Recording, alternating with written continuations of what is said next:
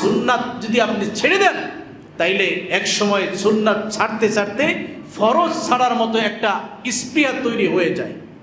নাউজুবিল্লাহ কোন, আরো জোরে কোন, আরো জোরে কোন।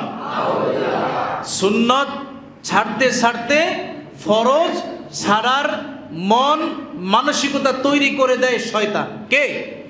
আরো জোরে কোন, কে? শয়তান। আপনি তো মনে করেন সুন্নাত এটা না করলে কি, এটার স্তর তো 3 নম্বরে, ফরজ, ওয়াজিব, এরপরে সুন্নাত। একটা এরকম একটা ভাব আমাদের মাঝে আছে না নাই? নাউজুবিল্লাহ কোন। এই নিয়ত যদি আমরা কেউ করি, এমন যদি স্প্রে আমাদের মধ্যে আসে, তাহলে ঈমান থাকবে? কি কথা কোন, থাকবে না? থাকবে না, ঈমান থাকবে না। সুন্নাত নিয়ে যদি আপনি ন্যূনতম কোনো আপনি আলসামি করেন বা অগ্রাহ্য করেন, দায়িত্বহীনতার পরিচয় দেন, তাহলে ঈমান থাকবে না আপনার। এটা স্পষ্ট। এটা হতে পারে সুন্নাত 3 নম্বর ক্যাটাগরি, কিন্তু এর গুরুত্ব, এর পাওয়ার অনেক অনেক বেশি। কি কথা কোন, ঠিক কিনা? যেমন একটা উদাহরণ দিই, সময় শেষ পর্যায়ে, আগেই শেষ হয়ে গেছে। একজন হুজুর তিনি যদি সুন্নাত ছেড়ে দেন, তাহলে সাধারণ একজন মানুষ তিনি ফরজ ছেড়ে দিবেন অটোমেটিক। কিভাবে?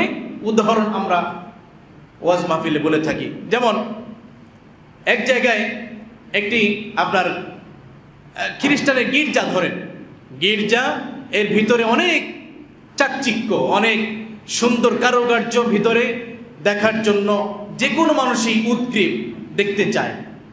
এখন ওখানে লেখা আছে গেটে যে টুপি, পাঞ্জাবি এগুলো পরিধান করে ভিতরে ঢোকা নিষেধ। টুপি পরা, পাঞ্জাবি পরিধান করা সুন্নাত। কি ঠিক কিনা? আরে কথা কন না। এখন হুজুরে কি করলো, যে আমার ভিতরে কি আছে দেখতেই হবে, ভিতরে কি আছে আমাকে দেখতেই হবে। এই জন্য উনি কি করছে, টুপি খুলছেন, পাঞ্জাবি খুলছেন, খুলে রেখে উনি সুন্নতটা রেখে ভিতরে ঢুকছেন। নাউজুবিল্লাহ কোন। দেখেন হুজুরের সুন্নত ছাড়ার কারণে আর আমরা যারা আছি আম পাবলিক, আমাদের ফরজ ছুটে যায় কেমনে? এমনে যে হুজুরের সুন্নত রেখে ভিতরে প্রবেশ করছে। একটু পরে আবার আসছে একজন নবদম্পতি, স্বামী স্ত্রী দুইজনে। এখন তাদেরও একটু মন চায় ভিতরে ঢোকার জন্য। স্ত্রী, মহিলা মানুষ, তার গায়ে বোরকা আছে, হিজাব আছে, তিনিও ঢুকবেন। কিন্তু ঢোকার আগে স্বামী দেখতেছেন এখানে লেখা আছে যে বোরকা হিজাব পরিধান করে ভিতরে ঢোকা নিষেধ। আর উনি কি করছে, যে হুজুরে যদি টুপি পাঞ্জাবি খুলে ভিতরে ঢুকতে পারে, তাহলে আমি বোরকা হিজাব খুলে ঢুকতে পারবো না কেন? তো উনি বোরকা আর হিজাব খুলে এরপরে ভিতরে ঢুকছে। দেখেন এখানে কি হইলো, হুজুরের জন্য টুপি আর পাঞ্জাবি পড়া ছিল সুন্নাত, হুজুরের সুন্নতের খেলাপ করছে। আর ওই মহিলা, তার জন্য হিজাব আর বোরকা ছিল ফরজ। হুজুরের সুন্নাত খেলাপ করার কারণে হুজুর পথ দেখাই দিয়েছেন, এখন আম পাবলিক সে ফরজ তরক করে ফেলছে। নাউজুবিল্লাহ। আর ঈমানের জোরে জোর দিয়ে কোন নাউজুবিল্লাহ। সংক্ষেপ কথা বুঝছেন নাকি? বুঝার জন্য তো বেশি কিছু প্রয়োজন হয় না, সামান্য কিছু প্রয়োজন। এই জন্য আপনি অভিভাবক, দায়িত্বশীল, নামাজি, পাঞ্জিগানা মুসল্লি, আপনি যদি সুন্নত ছেড়ে দেন, তাহলে আপনার যে সন্তান বাসায়, যিনি নাকি শুধুমাত্র শুক্রবারে আসেন, যিনি 2 রাকাত পরে চলে যান, তিনি দেখবেন আস্তে আস্তে করে বাবা সুন্নত ছেড়ে দেওয়ার কারণে সন্তান ফরজ ছেড়ে দিবে, স্বামী সুন্নত ছেড়ে দেওয়ার কারণে স্ত্রী ফরজ ছেড়ে দিবে। কি কথা বলেন, ঠিক কিনা? এটা খুব সুন্দর সাবলীল ভাষা, সহজ ভাষা। আল্লাহ আমাদেরকে বুঝার তৌফিক দেন।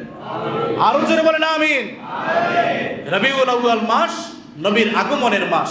আমরা সাধ্য অনুযায়ী প্রত্যেকটা ঘরে ঘরে আমরা নবীজির উসিলায় আমাদের সংসারে, ঘরে, চাকরিতে, ব্যবসায় আল্লাহ যেন অফুরন্ত বরকত দেন, এই জন্য আমরা মিলাদ মাহফিলের আয়োজন করবো ইনশাআল্লাহ। হুজুর দাওয়াত দিতে হবে, তাবারকের ব্যবস্থা করতে হবে, মোটা অঙ্কের হাজিরা দিতে হবে না। আপনি যে পর্যায়ে আছেন, যে অবস্থায় আছেন, সেই অবস্থায় আপনি করেন। আল্লাহ আপনার ঘরে নবীজির উসিলায় বরকত দিয়ে দিবেন, রহমত দিয়ে ভরপুর করে দিবেন, কোনো সন্দেহ নাই। আপনি যদি আপনার সংসার রহমত চান, পরিবারের রহমত চান, বরকত চান, নবীজিকে উসিলা করে আপনি রবিউল আউয়াল মাসকে সম্মান করে, যে আল্লাহ এই মাসে তোমার নবী দুনিয়া আগমন করেছে, তাহলে এই মাসকে আমি সম্মান করি, নবীজির উসিলায় যেন আমার ঘরে যেন রহমত হয়, বরকত হয়, অসুখ বিসুখ দূর হয়, আমার নেক নিয়ত যেন পুরা হয়, মামলা মুকদ্দমা যে আল্লাহ তুমি হেফাজত করো, নেক নিয়ত করে যদি আপনি আয়োজন করেন, তাহলে কবুলের মালিক কে? আল্লাহ কবুল করবে। কারণ আল্লাহর প্রিয় নবীজিকে আল্লাহ পাক রব্বুল আলামিন সৃষ্টির শ্রেষ্ঠ করে এই পৃথিবীর মধ্যে সর্বপ্রথম নবীজিকে আল্লাহ সৃষ্টি করেছেন। এরপরে নবীজির উসিলায়, নবীজির শান শৌকতে আল্লাহ এই জগৎকে সুন্দর করে সাজিয়েছেন। আমরা নবীজির উসিলায় আজকে দুনিয়ার মানুষদের কাছ থেকে, জিন ইনসান সকল শ্রেণীর কাছ থেকে এই যে আমরা সুসম্মান আমরা ভোগ করতেছি, নাজ নেয়ামত ভোগ করতেছি, সব কিছুই আমরা পেলাম নবীজির উসিলায়। কি ঠিক কিনা বলেন? আমাদের যা কিছু অর্জন, যা কিছু প্রাপ্য, যা পেয়েছি, যা পাবো, সব কিছুর মূল হচ্ছেন আপনার আমার নবী। নবী নবী কথা কন ঠিক কিনা? কারণ স্বয়ং আল্লাহকেও আমরা চিনতাম না যদি আল্লাহ কোরআনে নবীর মাধ্যমে না বলাতেন যে কুল, নবী আপনি বলুন হুয়াল্লাহু আহাদ, যে আমি আল্লাহ এক। সুবহানাল্লাহ কোন, যে আল্লাহ যে এক, আল্লাহর যে তাওহীদের দাওয়াত, তাওহীদের যে বাণী, এটা আল্লাহ স্বয়ং আমাদের কাছে পৌঁছিয়েছেন সিস্টেম বাই সিস্টেম, ধারাবাহিকতার একটা সুন্দর সংরক্ষণে নবীর মাধ্যমে আল্লাহ আমাদেরকে এই দাওয়াত পৌঁছিয়েছেন। অতএব আল্লাহকে পেতে হলে, আল্লাহকে রাজি খুশি করতে হলে নবীকে উসিলা ধরে নবীর মাধ্যমেই আল্লাহর কাছে যেতে হবে, আল্লাহর ক্ষমা পেতে হবে। কথা বলেন ঠিক কিনা? আল্লাহ তৌফিক দেন, আল্লাহ কবুল করেন, বলে আমিন। নবীর মহব্বত দিয়ে আল্লাহ আমাদের সিনাগুলোকে ভরপুর করে দেন, বলেন না আমিন। নবীর রহমত বরকতে আমাদের প্রত্যেকটা সমাজ, সংসার, ব্যবসা বাণিজ্য, চাকরি, কর্মক্ষেত্র আল্লাহ যেন নবীর রহমত বরকত দিয়ে ভরপুর করে দেন, বলি আমিন।